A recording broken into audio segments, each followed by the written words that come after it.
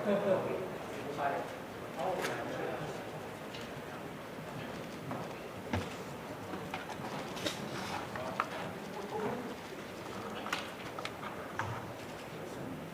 morning, everyone. Thank you for coming to the press briefing.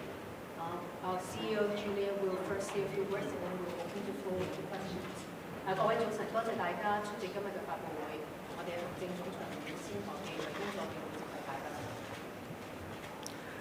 各位早晨。鑑於近期咧，公眾對於一啲不受規管嘅虛擬交易平台嘅關注呢，我哋今日證監咧就召開呢個記者會，希望借住呢個機會咧，同大家介紹一下我哋嘅立場，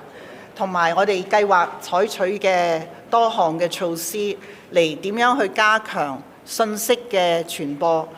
同埋投資者教育，確保啲信息係可以好清晰、透明同埋及時咁樣發布俾公眾。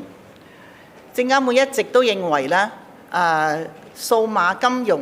同埋虛擬資產活動所採用嘅基礎嘅技術，係可以為我哋嘅金融界咧帶嚟好多好處。亦都係確認咧，虛擬資產交易係一種第三代嘅互聯網生態系統嘅重要嘅組成部分。不過我哋同時咧，亦都見到呢一啲新嘅資產，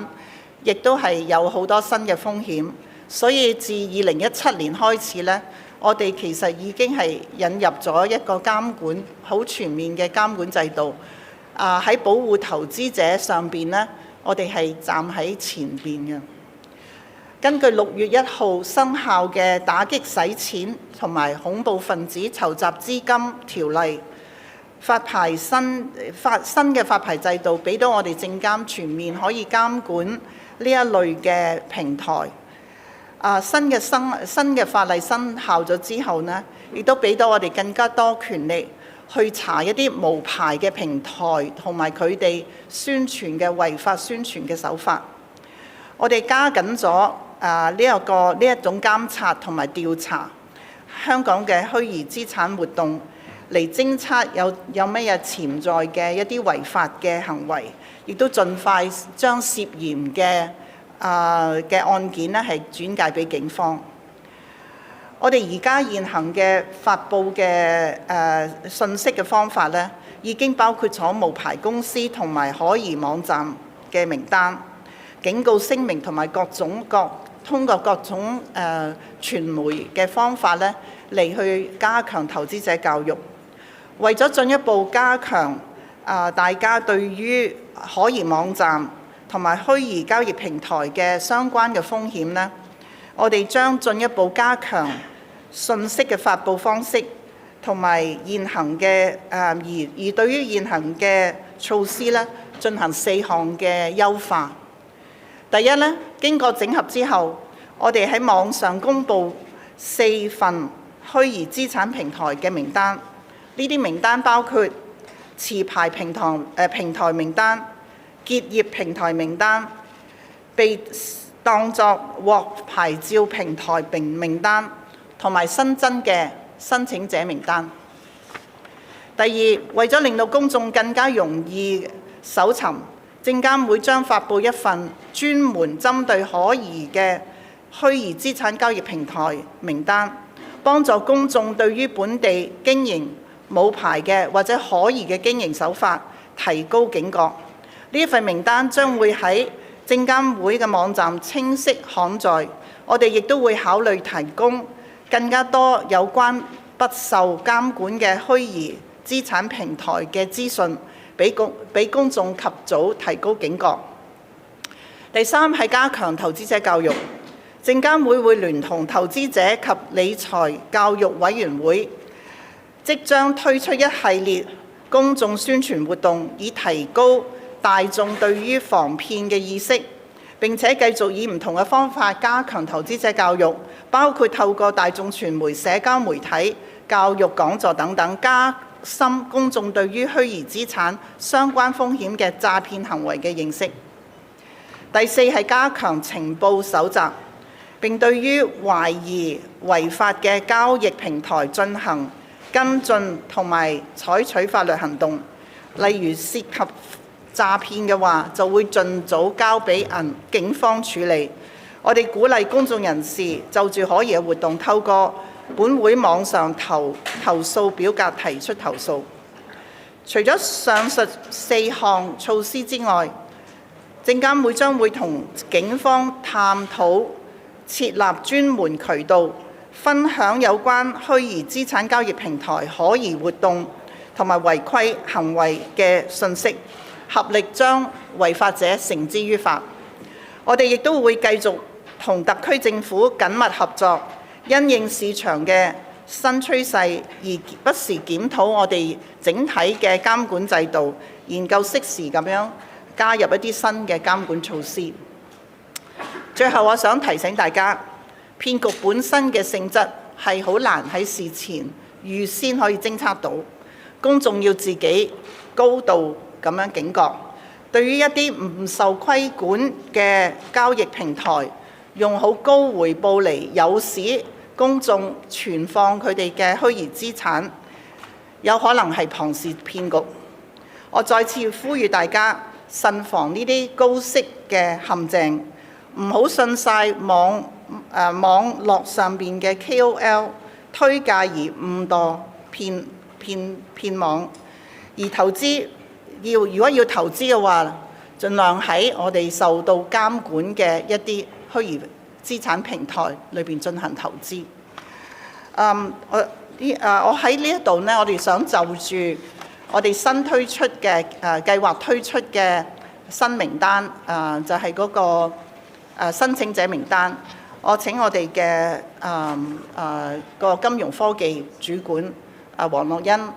主管嚟去介紹一下，同埋亦都可以喺嗰個盡量透明嘅情況之下呢，將我哋現時嘅申請嘅平台呢個名公開。係，咁呢，我哋根據公眾要求呢，我哋就決定咗公布呢份嘅申請人名單嘅。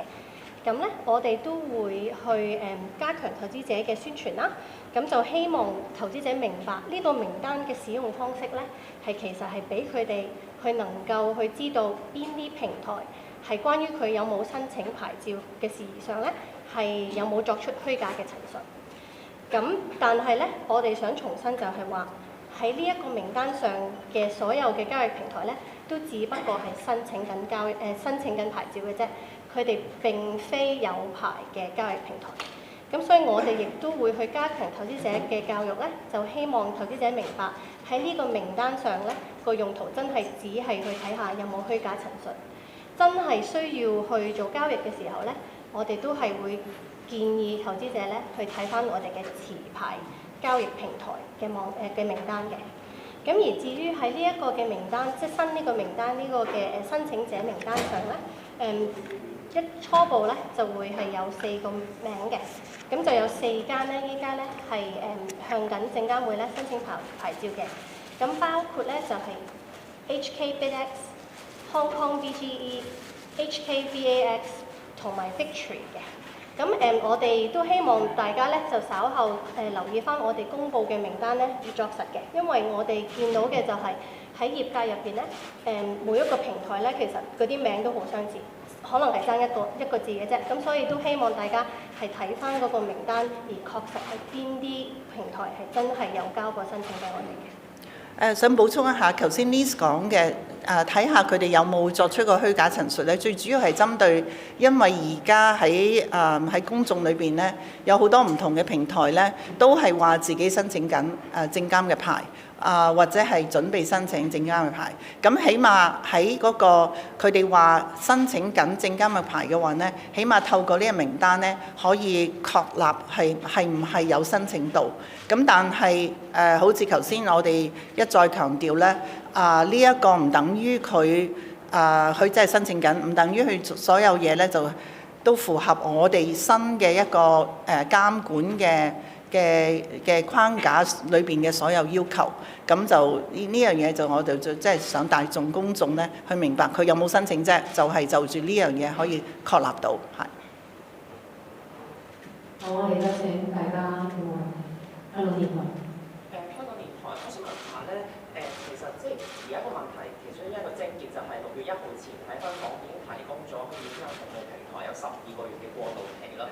而其實咧係如果佢被視為獲發牌條件，直到佢撤回或者拒絕之前，仍然可以當做獲發牌。其實俾咗業界好大懸念，以至到某部分一啲即係聲稱正在申請牌照嘅交易所率先開放咗俾散戶喺過渡期內使用嘅。證監會有冇縱容到一啲不法分子去用呢個漏洞嚟到即係去咁樣去經營咧？而呢一個即係新即係加呢個表或者呢個 list 個成效咧，其實你哋覺得有可能可以導致到呢一部分嘅一個問題，同埋即係都見到有報道話 Jpex 咧就攞到嗰啲澳洲啊、美國、加拿大嘅牌照，但係其實即係都並非係一啲加密貨幣嘅交易許可證啦。其實你哋要唔了解咧 Jpex 背後嗰個負責人係邊一個啦？同埋個平台咧不斷都好強硬，同埋甚至用一啲搞一啲新嘅分紅計劃去吸納一啲新資金。其實你哋即係可以做到嘅嘢係咪好有限咧？係咪即係真係冇辦法控制咧？你有幾個問題，我將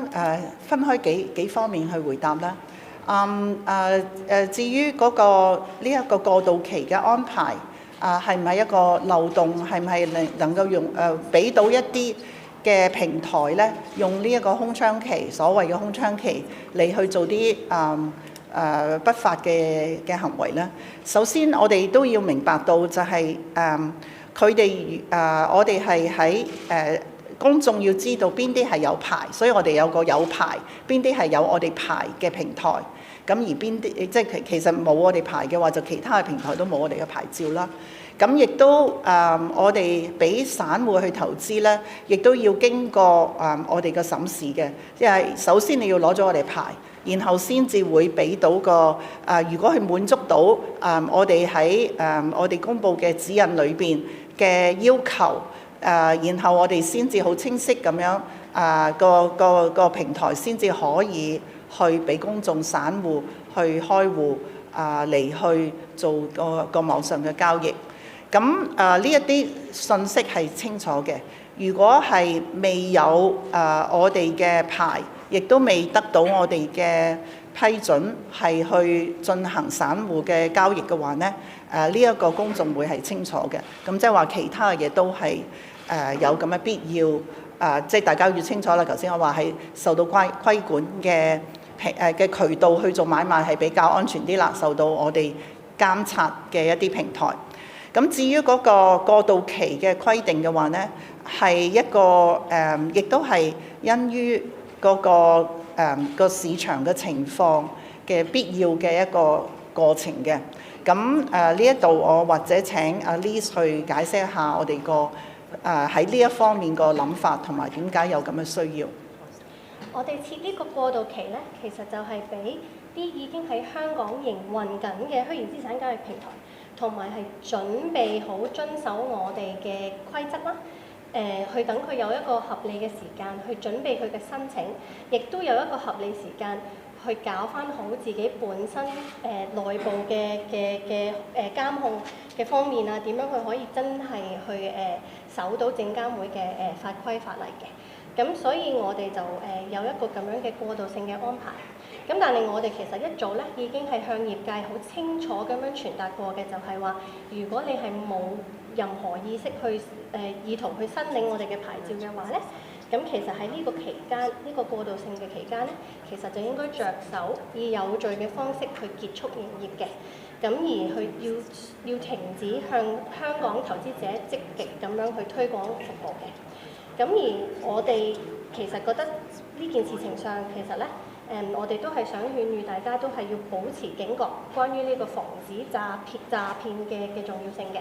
咁無論有冇過渡期咧，其實不法分子係會繼續去做不法嘅事情嘅。咁所以咧，我哋嚟緊咧，其實證監會同埋我哋嘅投委會咧，都會喺近期就會推出一個咧向公眾嘅教公眾點樣去防詐騙嘅宣傳活動。咁而我哋希望都係透過大眾嘅傳媒、社交媒體啦、教育講座同埋其他多種方式咧，去嘗試去加強呢個投資者嘅教育。咁就希望公眾咧對虛擬資產同埋相關風險同埋潛在欺詐咧有多啲認識嘅。至於你第三部分咧，有關於我哋證監嘅權力、調查嘅權力係咪足夠去將呢一啲不法分子繩之於法呢？呢一部分我想部分用英文嚟講，因為我會請我哋嘅法規執行部嘅執行董事咧嚟去介紹一下嗰個過程嘅。As to whether our powers, whether we've actually investigated about who's the controlling shareholders, who's controller behind JPEX and other platforms, and whether the license that they claim that they have received from other places are actually the license which will allow them to do the crypto trading. We actually made that inquiry and investigation in 2022, and that led to the posting of the suspicious, because we regard that as suspicious. We also find that the JPEX controlling shareholders or whoever is responding is evasive. So we actually led to that investigation that led to the posting of the on our alert list. But I would let Kit respond to what happened afterwards and also explain the process of our investigation. Sure. Good morning. And we did begin our investigation in 2022 when we observed that JPEX appeared to have been making some false and misleading statements on its website and in its advertising materials. We gave them the opportunity, as we generally do as a matter of practice, to respond to us before we put them on the alert list. They did respond to us. They were evasive, and we were unhappy with their replies, which is why we then put them on our alert list in July 2022. We used that opportunity as well to warn investors of the risks of engaging in purchases of virtual assets on unregulated platforms. We continued our investigation in a complex investigation involving multiple jurisdictions and multiple parties. And then in April 2023, we received an investor complaint. At the same time, we'd been observing that JPEX had been engaging in increasingly aggressive promotional activities involving products that appeared to be suspicious. In June 2023, the AMLO came into full effect. At that time, enforcement commenced a more formal fraud investigation. As a result of that investigation, we issued the September 13th, 2023 warning, and we referred the matter to the police. We have had ongoing discussions with the police about our concerns around JPEX's suspected suspicious activities, and we have shared with the police the results of our investigation.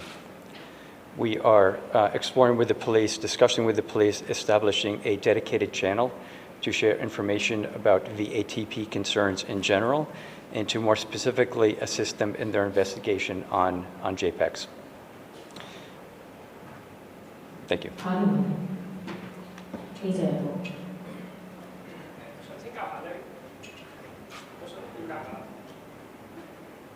我想了解下咧，而家 JPEX 其實見到佢喺面上面都有啲出金嘅金啊，即係有喺唔同嘅虛擬資產裏面存現。咁其實而家有冇權力去即係阻止呢啲呢啲活動啦，同埋會唔會啲可執法嘅協助可以令到啲錢可以流出去成 system， 即係可以防止啲黑錢去流入。I will let Kit respond to this. Sure. Regarding this particular matter, it's an ongoing investigation. The police are leading the investigation, and I'll not further comment on any steps that SFC is taking, other than to note that the police are leading the investigation.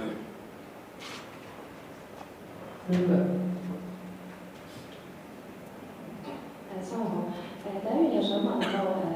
Apple Days 早個禮拜先至話係list 話係唔 appropriate 去做啦，咁點解咁一個禮拜之內會標槍？咁同特首講話要 enhance 嗰個 information disclosure 有關嘅。第二嘢就係話其實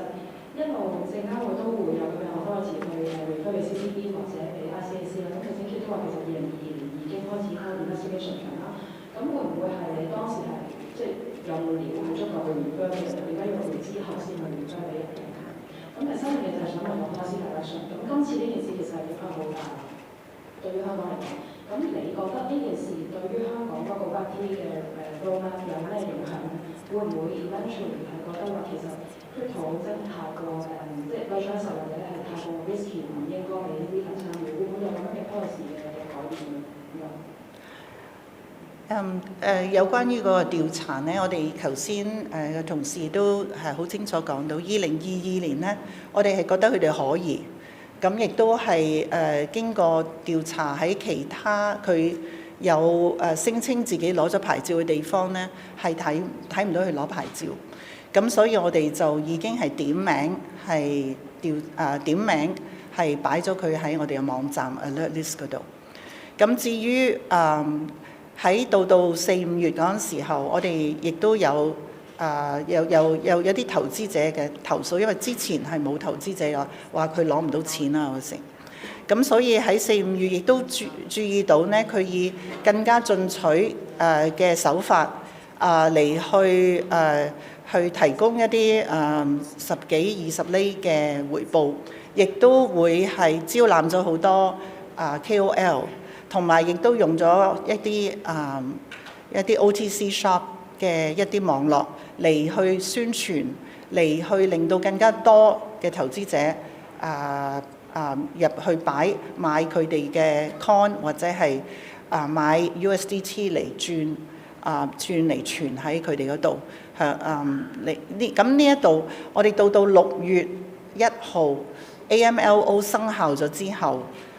我哋有更加全面嘅權利去調查一啲違規違法嘅宣傳，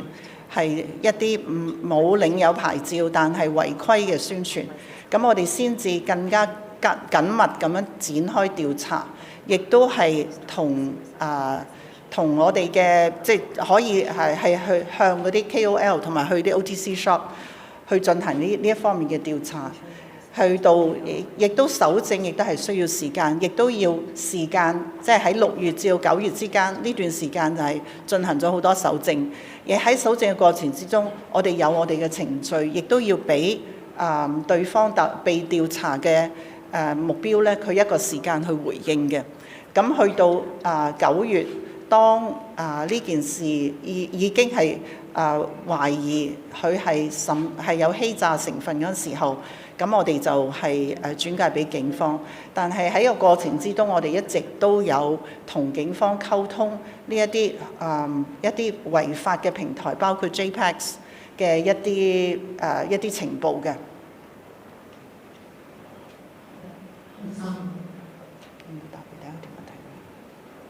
Good morning. A few questions from RTHK.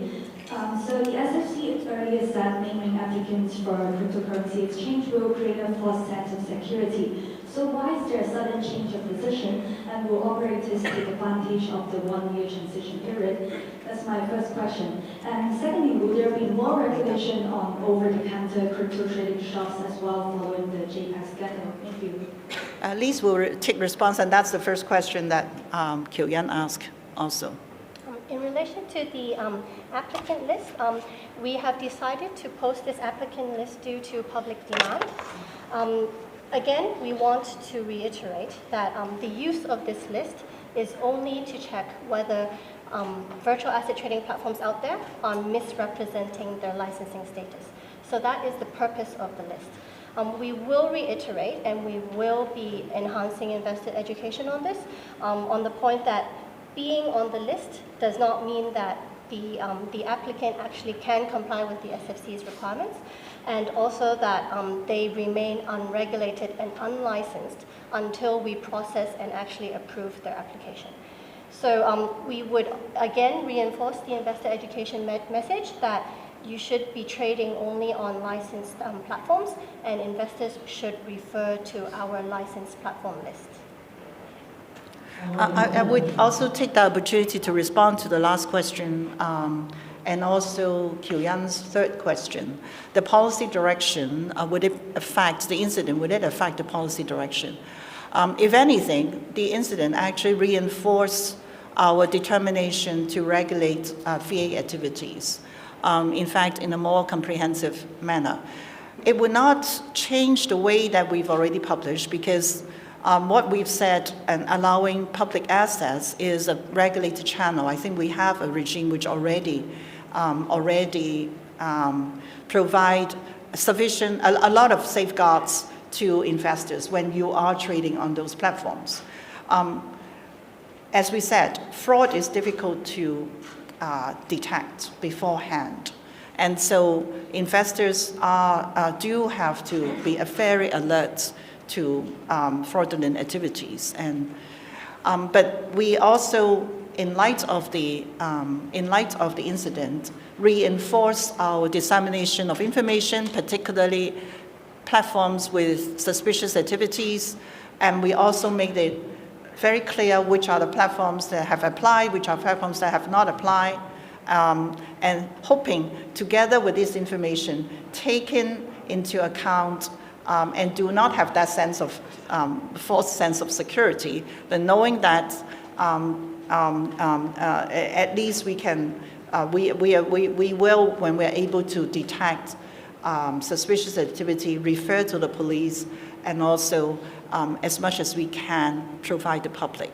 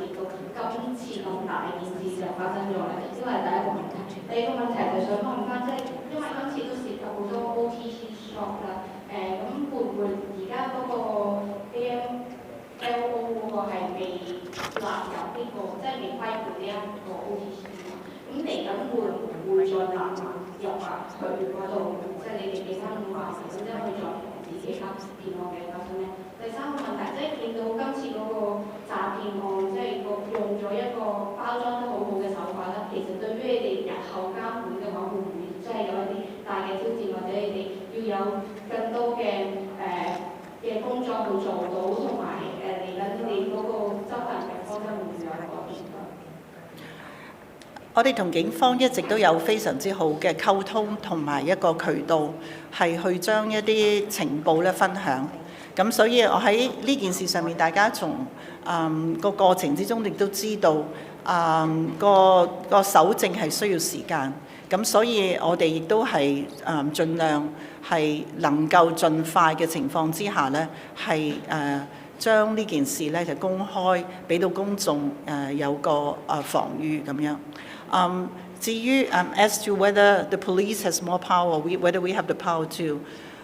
conduct investigation of fraud, I will let Kit respond to this question. Sure. We will, of course, investigate fraud when it's a potential violation of the SFO or the AMLO. At the same time, we generally do involve the police. The police often have greater investigatory powers than we do, and there are situations where they might be better suited to take faster action than we are. However, we do understand that if we do see fraud on the markets, we will investigate it. We will determine then whether we need to put potential VATP platforms on our alert list, take regulatory action ourselves, or refer the matter to the police, or have a joint investigation with the police.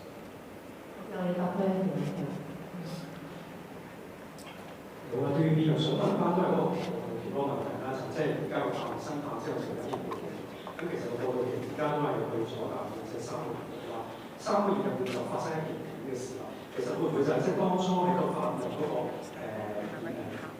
設計上嘅時候，會唔會有一個漏洞啊？或者個3年嘅其實即係翻轉頭，即係呢一年期間，即係或者可能再有其他嘅一啲嘅章法都會繼續行動。其實呢一方面。嗰個名單做嗰個作用有幾大咧？另外就即係近日都有呢啲嘅保安嘅一啲嘅專家或者一啲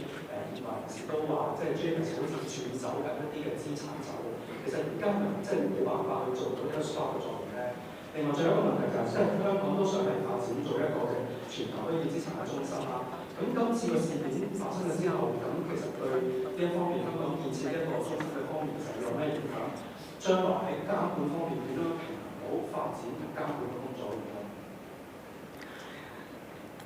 就住個過渡期問題，我請 Liz 再重申一下。係，咁我哋當初設計呢個嘅過渡期嘅安排咧，就其實就係想喺香港營運緊喺6月1號2023年之前營運緊虛擬資產交易平台咧，同埋係有準備好遵守證監會嘅準則咧，呢啲虛擬資產交易平台咧有合理嘅時間去做佢嘅申請啦，亦都有合理嘅時間去睇返自己內部嘅監控嘅措施係咪真係可以符合到證監會嘅要求嘅。咁所以我哋係俾咗呢個過渡期，俾佢哋去整頓自己，之後就係合規性咁樣去提供服務。咁我哋亦都係好清楚咁樣傳達翻俾業界聽咧，就係話如果係冇意申領我哋嘅牌照嘅話咧，咁就其實佢喺呢一個過渡期咧係應該着手以有序嘅方式去結束佢嘅業務嘅，同埋佢係需要停止向香港投資者積極咁樣去推廣佢嘅服務。咁我哋都係想再一次強調，就係其實咧，投資者咧係需要去保持警覺，去防止呢個詐騙呢個嘅重要性嘅。咁無論我哋有冇過渡期嘅安排咧，其實不法分子係會繼續做翻啲不法嘅行為嘅。咁所以我哋亦都覺得其實好緊要嘅呢件事。咁所以我哋即將咧就會同我哋嘅投委會就會去展開一個公眾嘅防詐騙嘅宣傳活動。咁亦都希望係透過大眾嘅傳媒、社交媒體、教育講座多種嘅方式咧，去加強投資者教育啦，等佢哋去了解虛擬資產涉及嘅風險，同埋亦都可以去識別到詐騙嘅一啲嘅認識嘅。其實我答翻剛才呢位傳媒朋友嘅問題，就係話喺監管同埋發展之間嘅平衡，其實好清楚認識，好清楚呢件事就説明係必須要監管先至可以更加穩步咁樣發展。因為我哋有而家，既然如果你以前係冇一個監管嘅規定嘅話，咁你投資者亦都冇辦法識別邊一個平台係比較安全啲，或者邊個平台咧係可靠一啲。咁而家既然我哋其實嗰個建立呢一套監管嘅規定嘅初心，係為咗要提供到一個受監管嘅渠道，即係好似買股票啊，或者係買其他投資產品，都係可以係投資者知道呢個渠道裏邊，佢當佢開咗戶之後，佢嘅資產起碼係即係會係一個隔離，係受到保護。咁當然呢個都係我哋就算係我哋監管其他嘅投資產品嘅話呢，都唔係話排除話冇詐騙嘅出現嘅。咁但係如果我哋有一個機制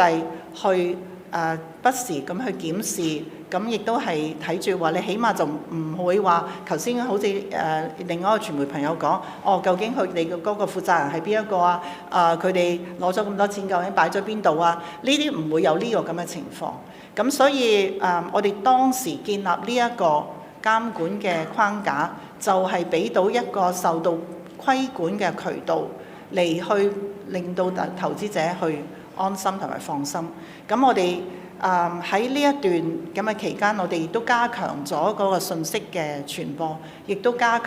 會加強再進一步加強投資者嘅教育。希望通過幾個方法嘅話呢，我哋亦都係向前可以發展到作為一個喺呢一個Web 3.0呢一個嘅呢個重要生態咧，我哋可以發揮到個作用。